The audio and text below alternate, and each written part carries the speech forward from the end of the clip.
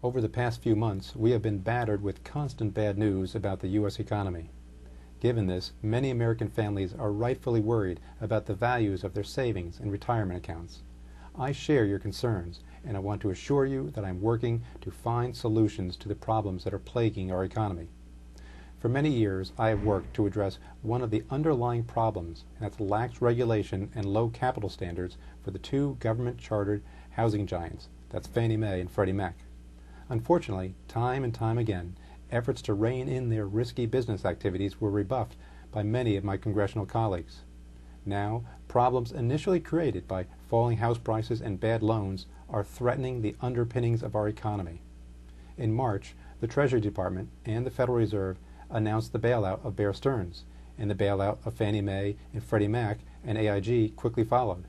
At each turn, I have called for more information, more transparency, and most of all, stronger taxpayer protections.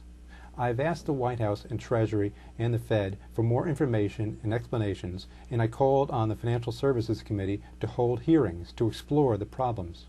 Throughout this crisis and throughout my tenure, I have also sought the counsel of many of my constituents, those who work on Wall Street and in our communities across northern New Jersey.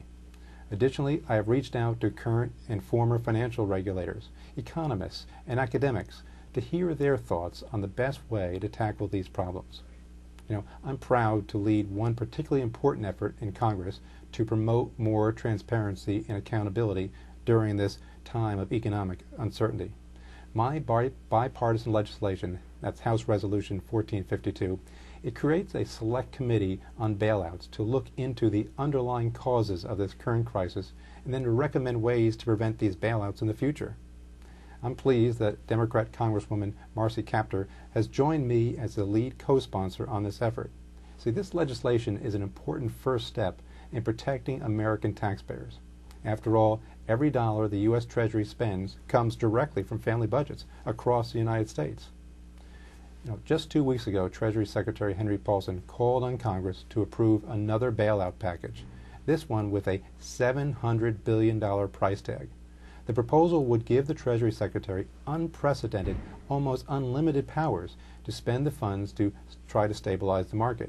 The problem is, we just don't know if it will work. Even Secretary Paulson has said that there is no guarantee that it will work. So while I did not support the passage of this package today, I, along with all Americans, anxiously await a change in our economy and the economic conditions. See, if this legislation fails to solve the core problems, I am pleased that there has been a free flow of ideas that has emerged even as the House of Representatives and the White House has looked solely at this single solution. And I'm confident that through vigorous debate and discussion, we can find other alternative solutions in addition to the ones we already have. To this end, I have been a strong supporter of a substitute proposal that was introduced in the House of Representatives. It's the Free Market Protection Act. This act contains many provisions to fundamentally address the systemic issues plaguing the financial market. It has an insurance component that places risk-based premiums on outstanding mortgage-backed securities and not on the taxpayer. There's also a reform component, and that includes limits to the federal backing of high-risk loans, and it temporarily suspends the mark-to-market accounting. I've spoken to many experts who feel that these alternatives could actually stimulate the market just as effectively as the $700 billion bailout proposal. Well, I don't believe that this is the only solution to the problem. It does show that there are other alternatives that we should explore. I wish we had had the opportunity to work on a bipartisan basis to evaluate all of these ideas. These are very serious times, obviously, and I'm working hard to represent you in these important policy discussions. So I thank you to everyone who has contacted my office to share your thoughts and your suggestions. I do value your input, and I will continue to work to represent your voice in the United States Congress.